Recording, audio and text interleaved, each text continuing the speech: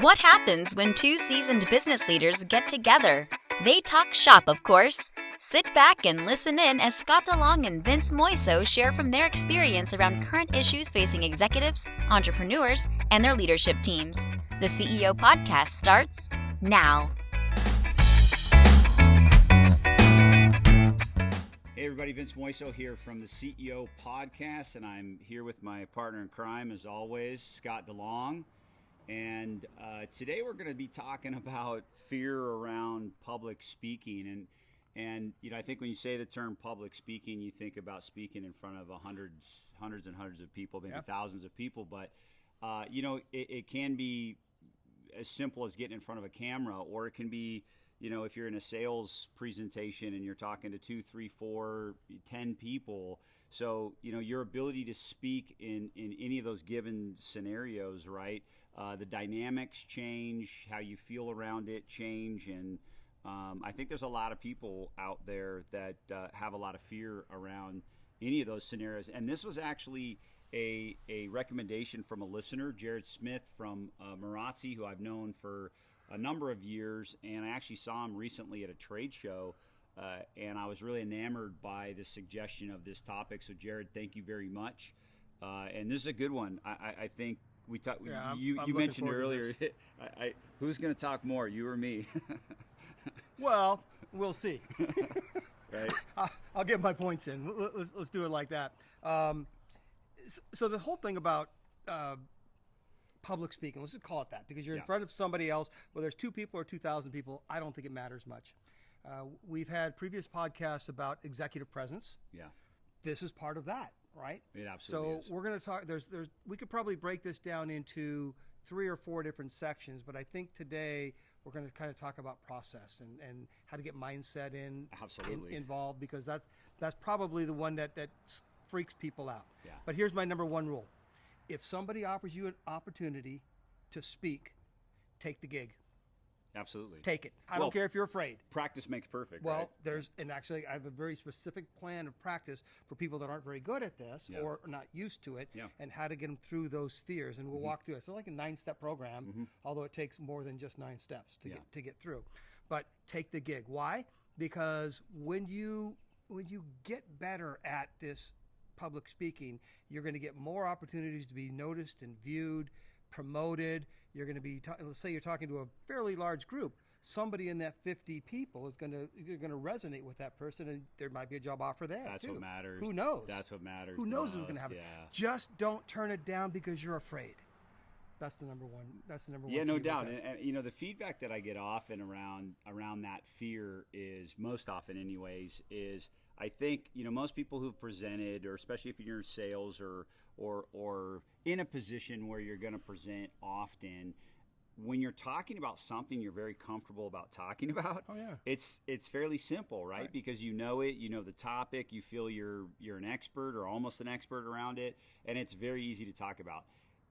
The challenge becomes if someone asks you to talk about something you're not so familiar around, or to do it in a venue that you've never done before, or, you know, do it in a way that you've never done before. Yeah. Now all of a sudden you've changed the environment, you've been taken out of what would have been your comfort zone, and now you're asked to speak, and then that's where the fear sets in, because you're like, I don't know if I can do this. So we actually do about 3 days in a course that we call Business and Professional Communications, solely to public speaking. So you've got how to get ready on game day, right? How do you get ready before that? What are the plans in the process? How do you dress? How do you do all those? All those things are all part of it. But what I'd like to talk to today is for the novice, and actually someone that can be an expert. This is not a bad plan. I don't do it all the time anymore because I've gotten more comfortable and, you know, pretty comfortable with the public speaking, but let me just outline what I suggest. In fact, I've done several classes in the university on this as well, getting people ready to present their oral arguments and their capstone. Let's give the listeners some things to take away. Number 1, take the gig. Do it. Just get the job and say, I got it. I got this one. So now you got to go through and figure it out. So what's the subject, right? And typically the subject's going to be given to you, or at least a broad base of the subject. Do your research that you need to and all of that, but I always start out with an outline. So the typical outline would be, item 1, A, B, C, item 2, A, B, item 3, boom, boom, boom. Write an outline of the things that you think are going to be important. Yep. Okay? The next thing that I want to do is I want to write out the speech. Mm-hmm. Well, how long should the speech be? Well, how long did they give you? Right. So here's another key that you need to understand. You need to understand how fast you talk in a given circumstance. So my public speaking is generally at about 150 words per minute. Mm-hmm. But time yourself. If you're reading it, you'll be a little bit slower. If you're really excited, you'll be a little bit faster, right? So time yourself and say, oh, I'm at about 150 words per minute. Yeah. So if I have a 20-minute presentation, I got to write 3,000 words. Yeah. It's just math, right? Take all the guessing out of it. So I write it out. The next thing I want to do is I want to read this out loud to myself. Absolutely right? have to do that. Because the written word and the spoken word sound different. So read it out loud and then do any revisions that you need to based on the way that you're going to speak, pronunciate. Yeah. Maybe there's a word that you wrote that you just don't really feel comfortable saying. And put a timer in front of you, right? Absolutely. Yeah. So read it, revise it again. Now I'm going to go into where we call practice. Mm-hmm. So you've got your speech. It's all written out, and I would practice it. The first time I would practice by reading that speech to my chair, some inanimate object, something that's going to be non-judgmental, right? Read it to my chair. Then I'll go to my dog or my cat or whatever. I'll get the dog to sit there and listen to me. Now I'm starting to do it with some. Well, a mirror's next, right? Yeah. So I do inanimate object, then a live body that's not going to criticize me, then my mirror. Then the next one is I'm going to do it in front of somebody that I trust. Yeah. So I might do it in front of you. Might do it in front of my spouse. I might do it in front of somebody that will give me some critique. And remember, from a previous class, we talked about critique. People are criticizing because they're trying to help me. Yeah. Listen to that critique. If you need to rewrite it, go ahead and rewrite it. Now, here's the tough one. Do it in front of a camera. We all have them now. Your smartphone. Just put your smartphone out there and put it in front of a camera. Well, just sit in front of your laptop, right? Record on your laptop, play it back to yourself so you can hear it and listen to it. You know, what sounded good, what didn't sound great. And you can watch your body language at the same time too. Yeah. So here's the problem with that. People get self-conscious talking to a camera. They do. It's not a live person. So pretend there's a face behind the camera, whatever you have to do. You've heard the old thing before where they say, you want to talk to an audience, pretend they're in their underwear or look over their heads. Bullshit. Just the opposite. Man, if you've been on Zoom like I have the past 2 years, I mean, you should be used to, basically speaking in front of a camera at this point. So get over it. Now, when you're watching that, you're replaying it for yourself. When you're watching it, you're going to notice every imperfection that you've made. Yeah. You will. Oh, yeah. The audience won't. Trust me, they won't. They're not going to see the little nuances that you're going to say, oh, gosh, I wish I wouldn't have blinked there, or oh, I could have kept my hands are too stiff, or people aren't going to notice that thing. You will because you're self-conscious. Yeah, for sure. Get over it. You're always going to be your own worst critic. Yeah. So the next thing I would do after I practice a little bit, I'd rewrite it again because there's going to be some changes. There's going to be some things that are going to be made. Once I've done that, I'm going to rewrite my outline. Mm-hmm. Why do I do that? Because the next step you're going to hate. Everyone's going to hate. Everyone that I've ever talked to has hated this one. Take that speech that you wrote, those 3,000 words, those 4,500 words, crumble it up and throw it away. Like very symbolic. Yeah. Throw it away. Yeah. I don't need that anymore. Mm-hmm. I've done this plenty of times. I don't need it. But I'm keeping my outline, and I'm keeping that outline on a little 3x5 card, and I'm putting it in my back pocket. Remember, I don't know if you're too young to remember this, but we used to have a saying, I got that, it's in my back pocket. Yeah. Right? Yeah. So I do that for me for symbolic. Even if I haven't done all these steps, I take my outline and I put it in my back pocket on a 3x5 card before I go on stage. Yeah. And that's the process. You've gone through it several times, you've done your revisions, you've practiced, you've gotten to a comfort level, you've become the expert on that topic, even if you were only a novice before. Yeah. You become an expert on that, and it's going to be much easier to get in front of people. Well, what I heard in all of that is really around practice. I mean, let's use football as the analogy. I mean, it's not like guys are just showing up on Saturdays and Sundays, right? They just hang out all week and then just roll in on Saturday and they're going to play a game. It doesn't happen that way. You've got to practice all week long. You've got to plan. You've got to prepare. So the game's only 60 minutes, but you practice for what, 20 week. hours? You spend most of your life, your football life, practicing, not playing, and that's just a reality of it. But why should this be any different? I mean, it's almost silly. It's silliness that, and you know what? You know how many presentations have you been to where that person is just winging it? I mean, you can tell in a moment that person put no time into preparation or practice for what they're going over.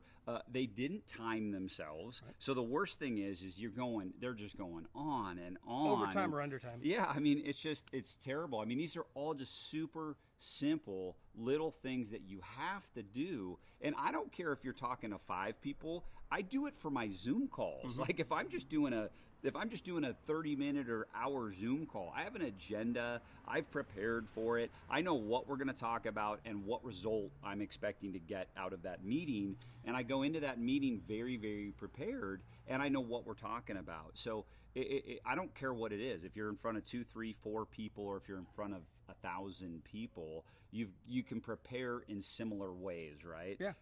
And certainly practice. And the more times you do that, and if you're treating, like, to me, I'm going to go back to a football analogy. If you play like you practice like you play, then it just gets easier and easier. I mean, that's what it is. And so as I prep and as I practice and as I do the small things, I do it the same way as if I was speaking in front of 1,000 people. I'm going to prep in the same manner and put the same time into it. And that's why, it's just gotten over the years simpler, like you said, simpler and simpler for me, as a process is I just know it. You said something earlier that I want to go back to, and if you don't mind if I share an anecdote. Yeah, great. I love what you said, because the reality is I think so many people, even doing all of that preparation, get up on stage and the fear starts to come out and the fear starts to set in, and it's still a challenge even after doing all of that.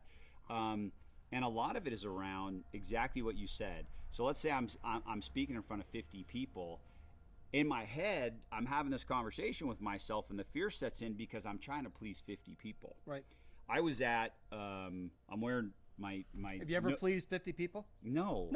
No, it's None an impossibility. Yeah. I mean, it's just you're not. You're just not. Not everybody in the room is going to love your speech. That's it. And that's just the reality, and you've got to live on it. I'm going to give you a Notre Dame story. I actually wore my Notre Dame shirt today, very, very intentionally, because I wanted to share this anecdote. And I was at a coach's clinic, and you're lucky we let you in the house. Yeah, I know. Don't hate me for it.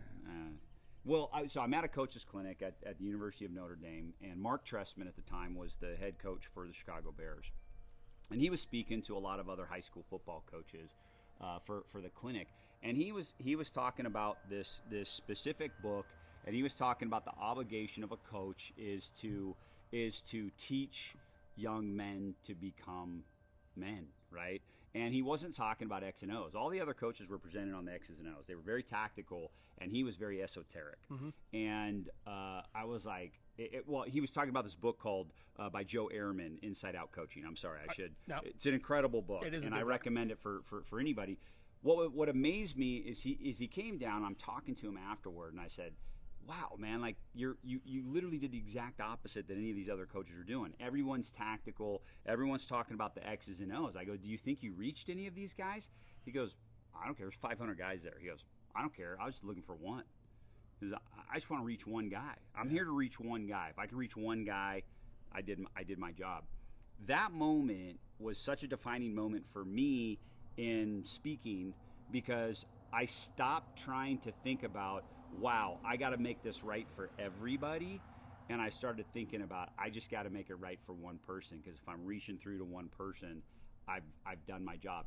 And what's amazing is I've spoken, in front of several hundred people, and it's no longer intimidating. Right.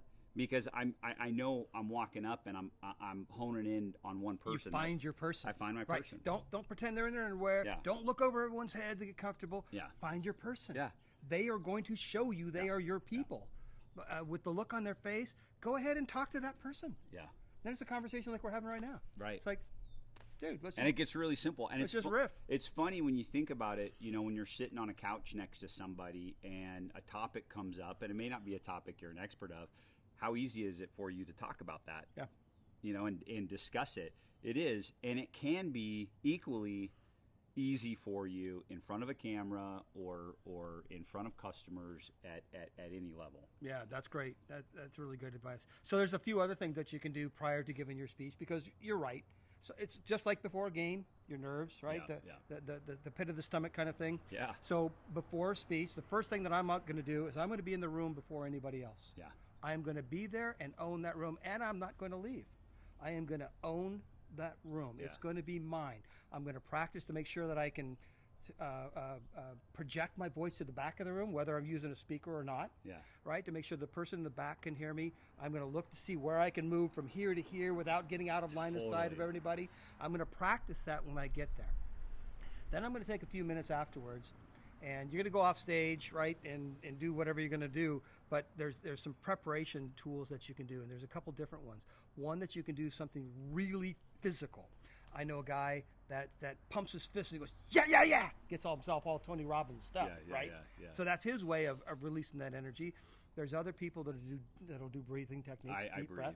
So I'm a breather myself. Yeah. I've heard of the tree technique, where people stand in a room, put their arms out like this, pretend that their feet are roots that are growing into the ground, and give you that presence of Mother Earth, right? Finding something to comfort yourself. Yeah, they all work. To get ready, because you're going out there. There's 2,000 people out there, and if you started focusing on 2,000 people, you're going to get freaked out, and it's going to be difficult.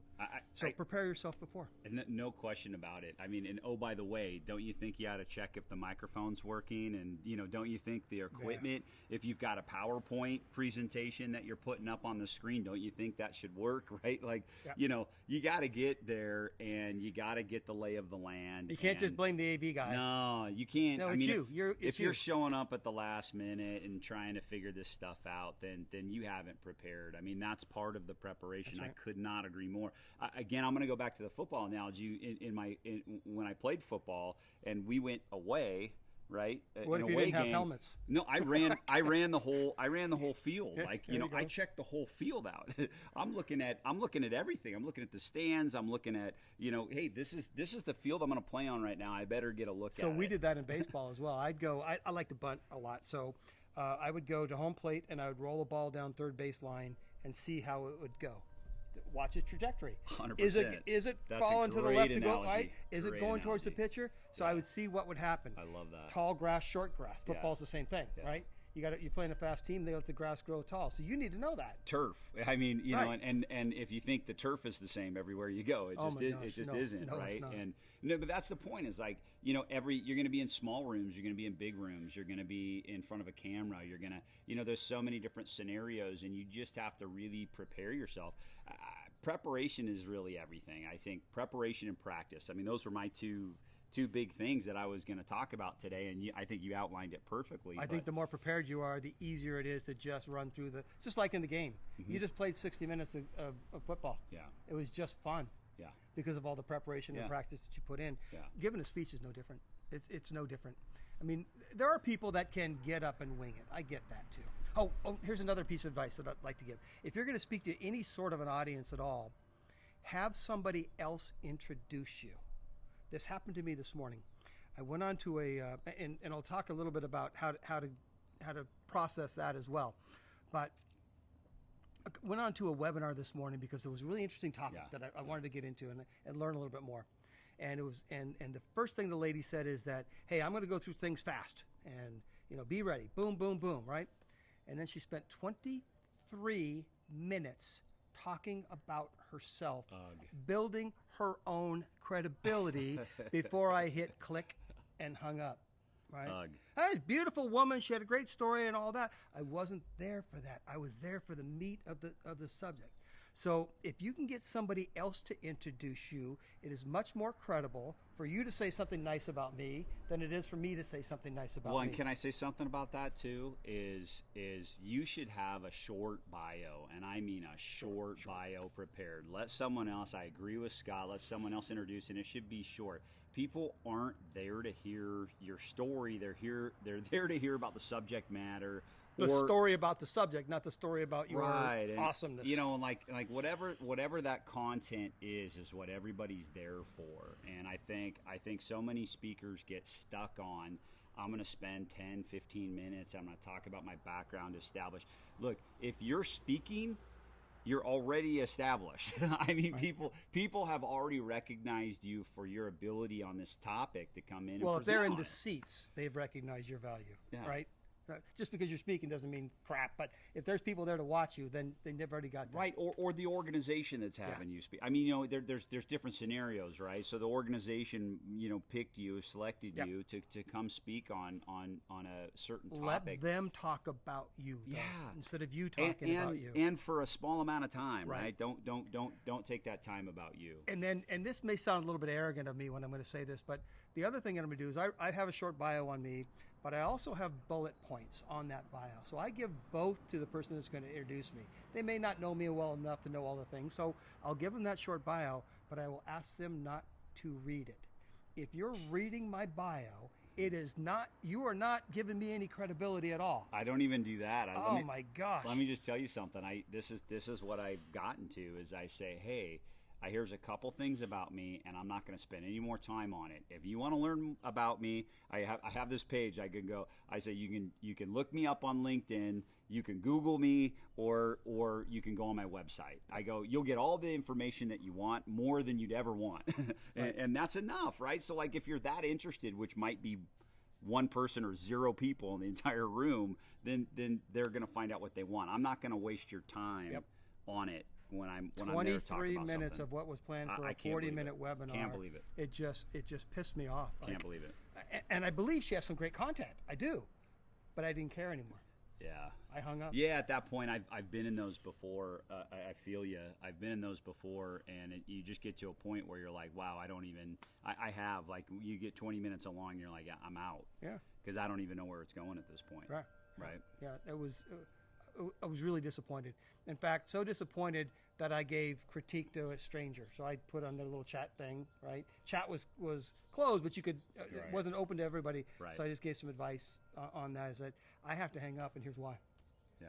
And they're probably going to hate me, and I'm probably going to get some negative things on my LinkedIn account now. But I didn't need to do that, but I did it because it was like, I want to hear what you have to say. Yeah. I want to hear what you have to say. Well, that's it. So, People are there to hear what you have to talk about on the content that they came there for. Yeah. And that's it. All right. So. Let's talk about on stage. Yeah. All right. Some of the things that you can do on stage.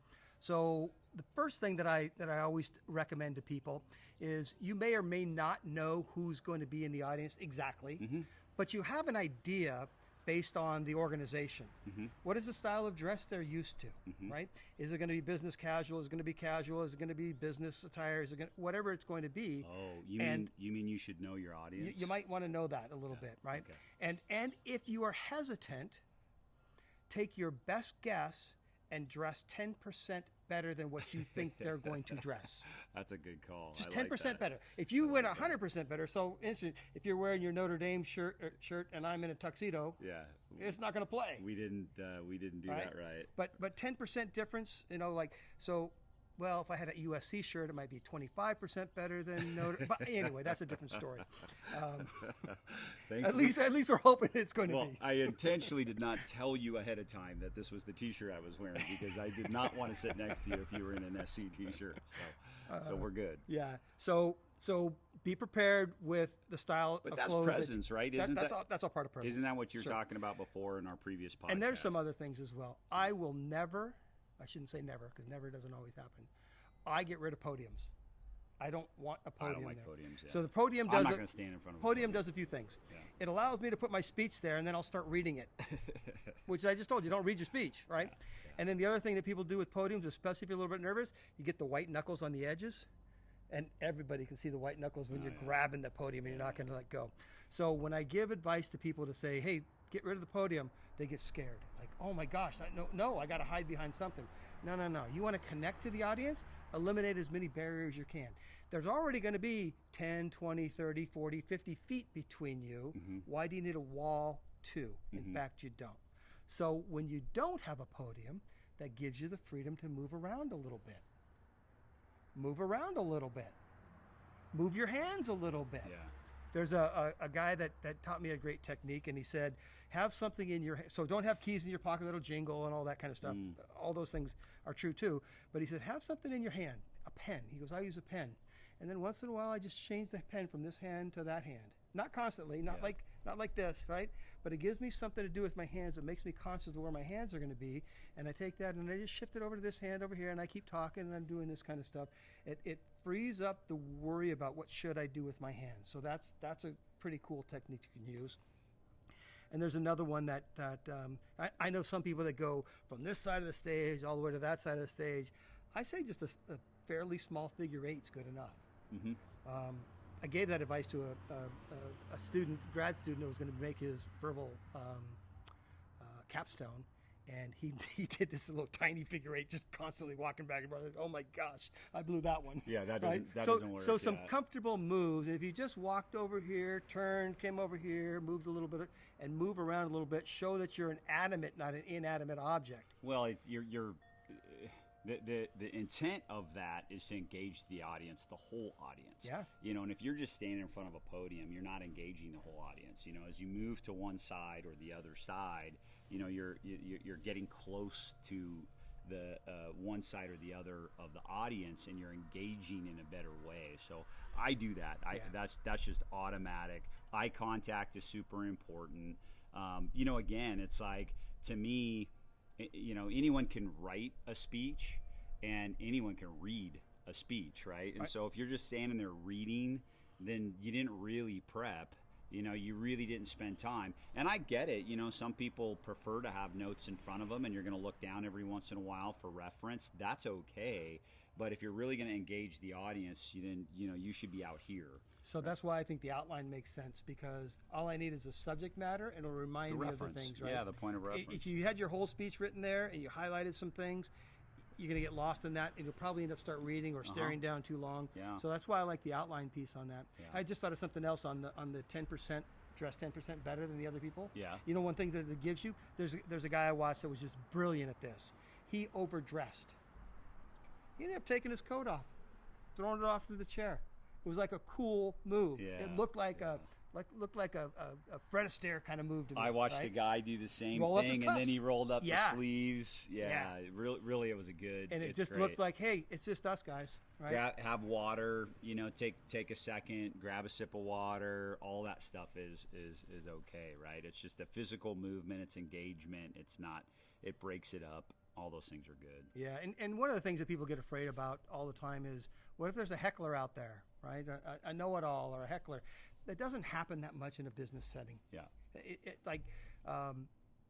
Your boss brought this person up in front of everybody. Yeah. Some junior manager over there is not going to heckle you in front of his boss. No. It's probably not going to happen. So let that go.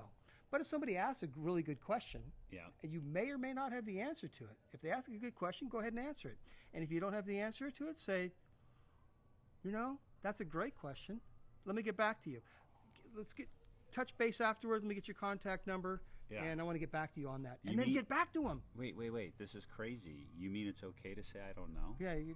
Yeah, I think a little better than faking it. Yeah. Well, let's segue for a second, right. though, because you bring up a really great point, and I want to talk about as a best practice, engaging the audience, right? And so we're gonna have to take a step back, right?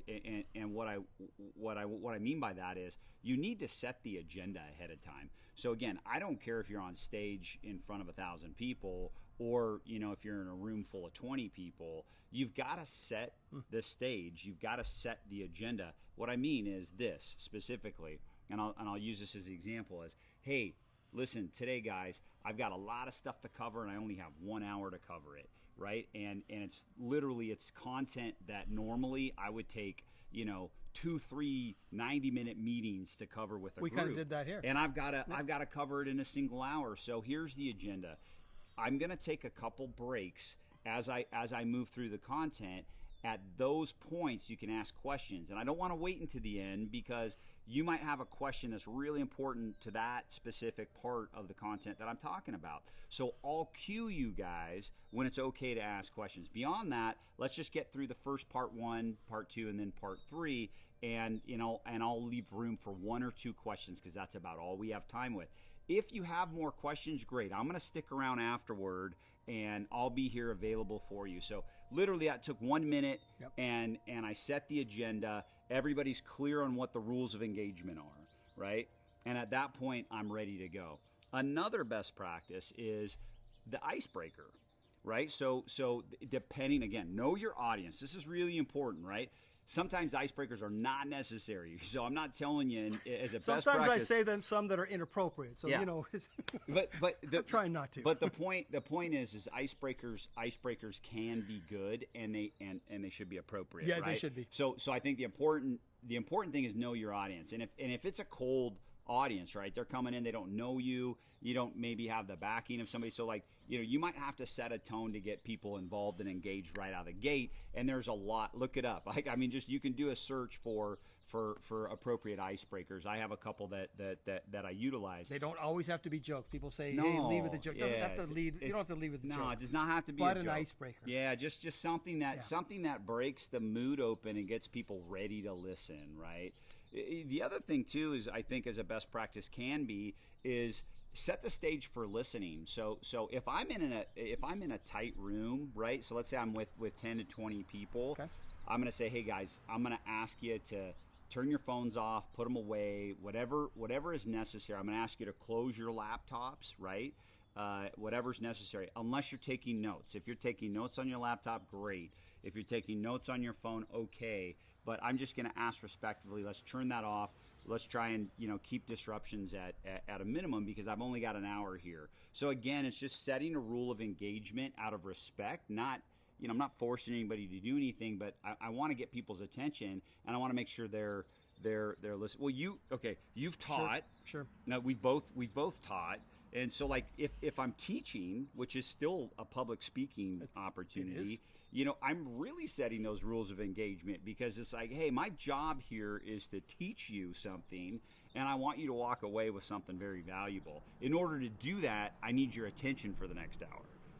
Fair. Is that fair? That's fair. Well, and I ask. So speaking of which, as another best practice, I always ask, is that fair? So I might make a statement like that, and I say, is that fair to everybody? So I get that yes. I get the engagement. I get that yes. Another thing, like I might get, minutes or 10, 15 minutes through the first part of the presentation, and throughout that time I'm asking, does that make sense to everybody? Are you guys following me? Are you tracking? Does anybody, I'll even raise my hand, does anybody need further explanation on that, or are we good? Right? And if I get the majority raising their hand that they need more, okay, let me dive into a little bit more. If no one raises their hand, I'm like, great, I'm just going to move on to the next thing, right? But it's just these little tidbits of engagement from the audience. It lets me know they're listening, and it lets them know I'm paying attention. I had a great speaker at an event that I watched, and he would work the room. So he'd come off the stage, everyone's sitting at tables, and I watched him, guy sitting there on his phone, he touched his shoulder. Yeah. Didn't say anything about being on his phone. He just walked by and touched the guy's shoulder. You know what the guy did immediately? Boom, put his phone down. Yeah, it was sitting up straight. So that brings up another point. So one of the reasons that I like to get in the room early is that I want to welcome people as they're coming in as well. Ah, great one. So when we're welcoming these people, here's a couple things. Rather than wait till you start your speech to figure out who's your people, who's the one giving you eye contact, you've already engaged with some of these folks, and they are ready to be your people because they liked you walking in and making them feel comfortable coming into this venue as well. So, boy, there's just so many different tidbits. We're going to run long here, so why don't we go through just a couple of the key points? Give me your top key 1, 2, or 3. That you want to leave the audience with. And again, there's all kinds of courses on this. You can watch stuff on YouTube, you can learn, you can practice, you can watch other people, but key takeaways for you. Yeah, sure. For me, as I mentioned earlier, number one is going to be preparation. It's all about preparation. And so whether it's researching the topic, as Scott said earlier, outlining, writing things out, it's all about preparation, including when you get to the venue, preparing, understanding what the site, how are you going to work the room? Is everything technically working okay? Preparation, practice, right? So get in front of a mirror, do it in front of your dog, right? Whatever it is, as Scott was using some examples, but you do have to practice it. So practice your speech, record it, Practice your movement. Listen to it. Practice all of those things. And then the third one is what the anecdote that I gave is like you really only need to hit one person. Like that's if you set yourself up where no matter how many people are in the audience, you care about connecting with that one person. It's gonna make your speech and your presence completely different. Well, and that person's also going to become an advocate for you. No doubt. And they're going to be talking about you afterwards. Yeah. They're going to people that might have rated you a 3 out of 5. Yeah. After talking to that person is going to give you a 4. Yeah. Because they were so heavily involved. So find your person or find your people if there's a couple of them in there. Yeah. So my biggest takeaway is take the gig. Don't turn down an opportunity to present. Yeah. You can figure it out. Now, if you ask me to present 5 minutes from now and don't give me any time, that's probably the only time I'm going to turn something down. Sure. Unless I'm really comfortable with the subject matter and I can shoot from the hip. But take the job, because the better you are at this public speaking, executive presence, all of that, the more opportunities you're going to have in your career and in your life. Love it. I love it. I agree. Well, Jared, thanks so much for the recommendation. I think we could talk even further, and I would got at least 3 hour-and-a-half classes on it, so yes, we could. Yeah, we could. Yes, we could. And I would encourage any of our listeners to reach out to Scott and I. You can check us out at theceopodcast.net and email us. Check us out on YouTube if you prefer to watch. Of course, we're on all the regular podcast channels. You can listen there. And we just appreciate the feedback. We appreciate listening. So any suggestions, we love them. And we often turn them into podcast topics, right? Yeah, we do. Yeah. All right. Until next time. Cheers.